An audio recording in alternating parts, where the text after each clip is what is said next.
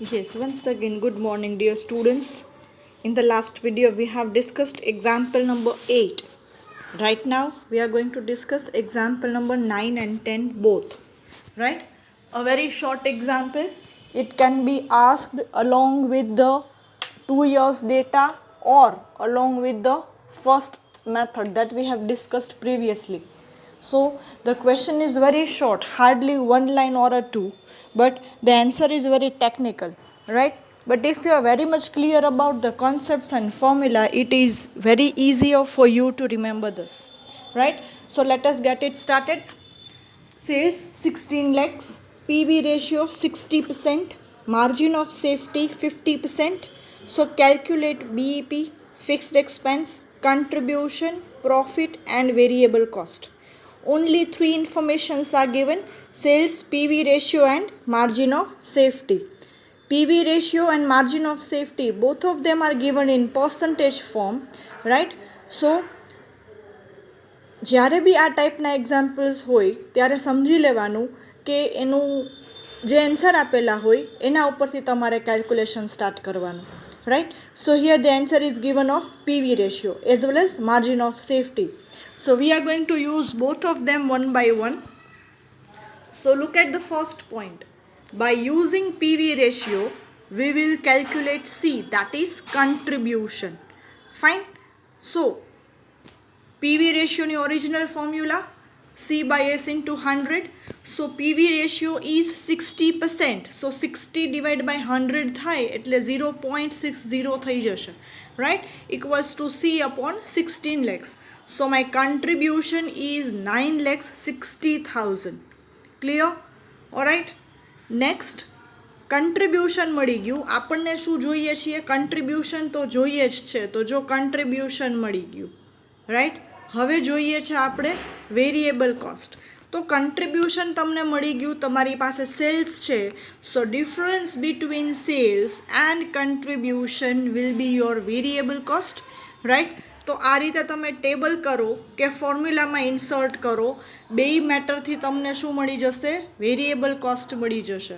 તો કન્ટ્રીબ્યુશન મળી ગયું, વેરિયેબલ કોસ્ટ મળી ગયું. તો હવે આપણે જોઈએ ફિક્સ્ડ એક્સપેન્સ, બીઈપી અને પ્રોફિટ. આટલી ત્રણ વસ્તુઓ જોશે, right? So third point, by using margin of safety we can find BEP. હવે તમારું સેલ્સ છે ને બે પોર્શનમાં ડિવાઇડેડ હોય, એક તો બીઈપી અને એક તો માર્જિન ઓફ સેફટી. તમે બીઈપી લેવલ ક્રોસ કરો પછીનું જે સેલ્સ છે તમારું માર્જિન ઓફ સેફટી કહેવાય, right? So here the margin of safety is given 50%. So remaining 50% will be break even point. Margin of safety 40% હોય તો 60% થશે બીઈપી.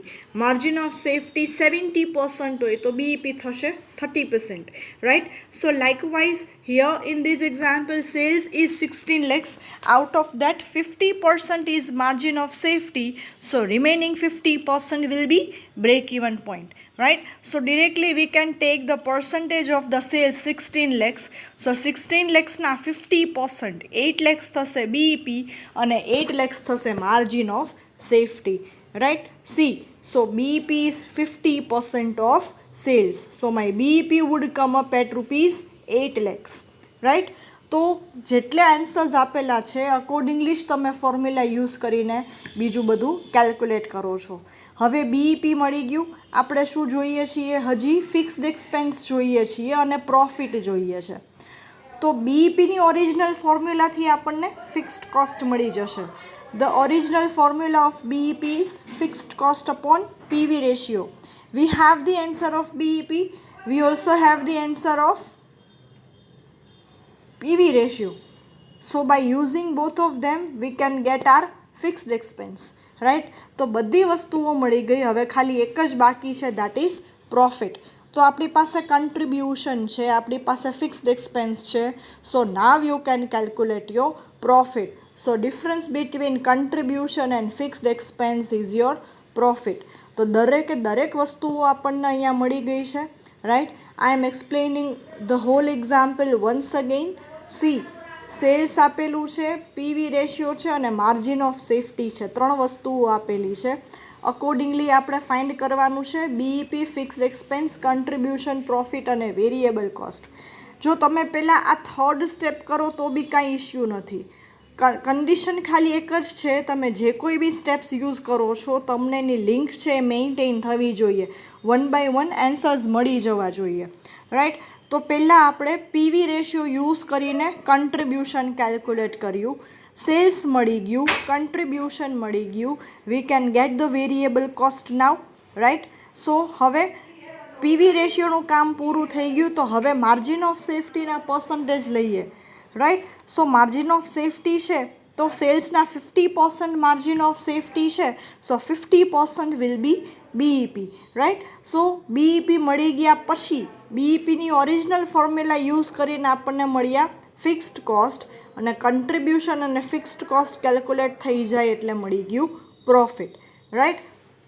તો દેખાય છે બહુ જ નાનું એક્ઝામ્પલ અને થોડો ટેકનિકલ બી છે, પણ એક વખત ટેકનિક તમને હાથમાં આવી જાય, ટેકનિક એક વખત સમજાઈ જાય, then it would be very much easier for you to go with, right.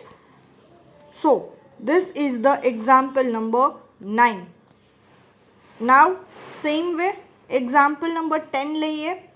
PV ratio 50%, margin of safety 40%, sales 5 lakhs. હું છેલ્લે પછી તમને ટાઈમ આપું છું સ્ક્રીનશોટ લેવાનો, ઓલરાઈટ.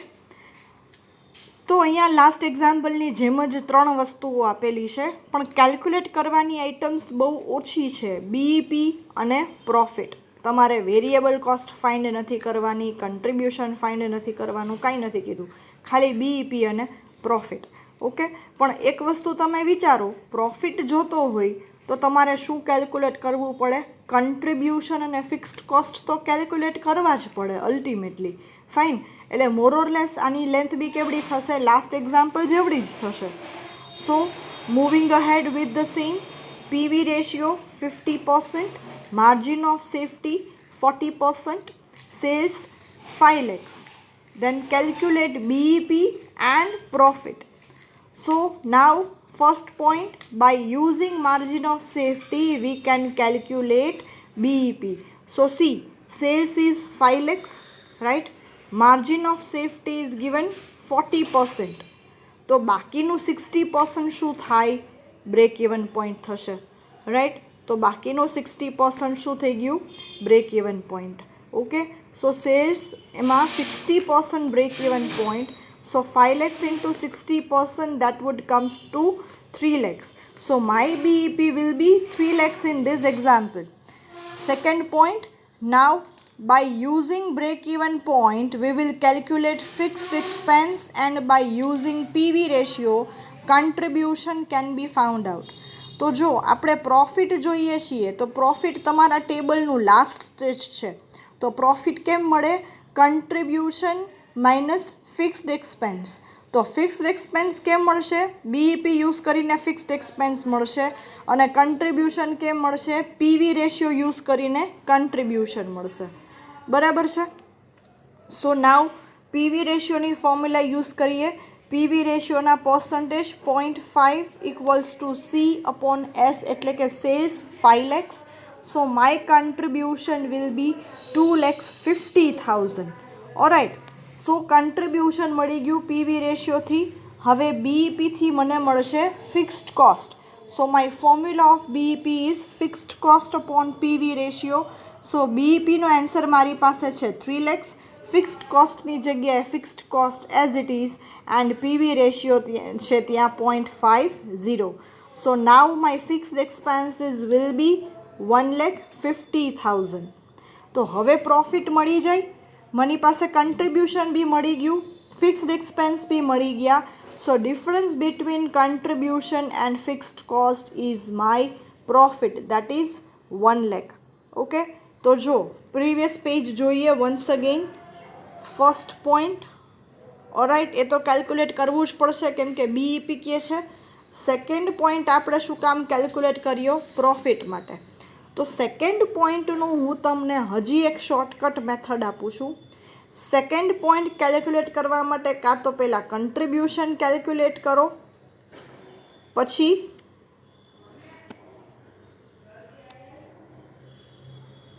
ફિક્સ્ડ એક્સપેન્સ કેલ્ક્યુલેટ કરો અને પછી પ્રોફિટ મળે. એટલું ના કરવું હોય તો આપણી પાસે એક સ્પેશિયલ ફોર્મ્યુલા છે, PV ratio equals to profit upon margin of safety. Right? તો આપણી પાસે પીવી રેશિયોનો આન્સર છે, આપણે પ્રોફિટ કેલ્ક્યુલેટ કરવાનું છે અને માર્જિન ઓફ સેફટીની અમાઉન્ટ પણ છે. સો my profit will be 1 lakh. તો અહીંયા આ પ્રોફિટ તમને ડાયરેક્ટ મળી જશે 1 lakh. So you can use either of these method, either this by using PV ratio and BEP formula or by using this special formula. Right? In short, તમને ગમે ત્યાંથી તમારા આન્સર્સ છે આવી જવા જોઈએ. નોટ ઓનલી દેટ, તમે ટેબ્યુલર ફોર્મ બનાવીને બી તમે ક્વેશ્ચન માર્ક કરીને ફિગર્સ કેલ્ક્યુલેટ કરી શકો છો. Right? But the condition is તમારો આન્સર છે કરેક્ટ હોવા જોઈએ. રાઈટ? બાકી ટેકનિક, મેથડ, કેલ્ક્યુલેશન તમે કોઈ બી મેટરથી કરો, ડઝન્ટ મેક એની ડિફરન્સ, પણ તમારો જે આન્સર છે એ પ્રોપરલી આવી જવો જોઈએ. રાઈટ? તો આ તમારો example number 9 and example number 10. હું તમને ઝૂમ કરી દઉં છું. You can take the snapshot right now if you wish. This is the page of example number 9. You can have a snapshot. Okay. Now second page of example number 9. This.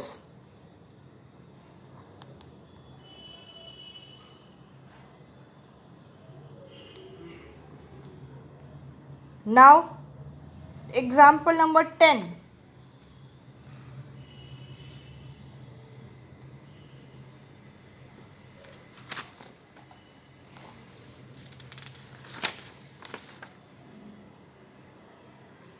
Second page of example number 10. Okay. Now girls, look at your litho. Example number 11 is exactly like this. Have a look at it. I am just reading it out for you. Joykishan Limited has given the following information: sales units 15,000, PV ratio 30% and margin of safety 45%. Okay, and selling price per unit is 60 rupees.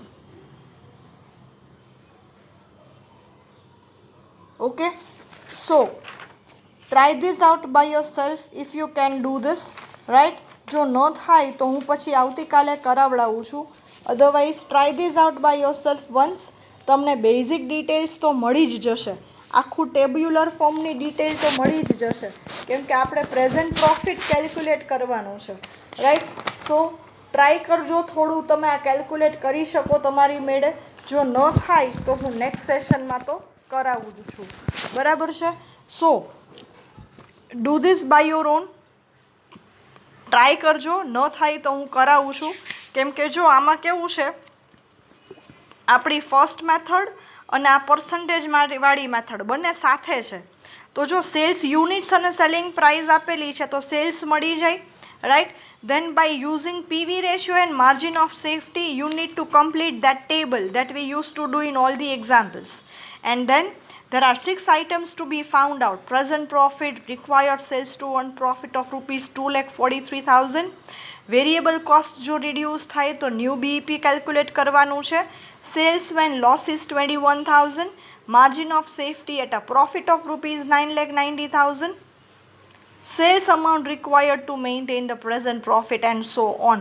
Alright, તો ઘણી બધી વસ્તુઓ calculate કરવાની છે. So try this out by yourself if you can do this. If you cannot, then I will just solve this out in the next lecture. Alright, till then આ clear કરી લેજો.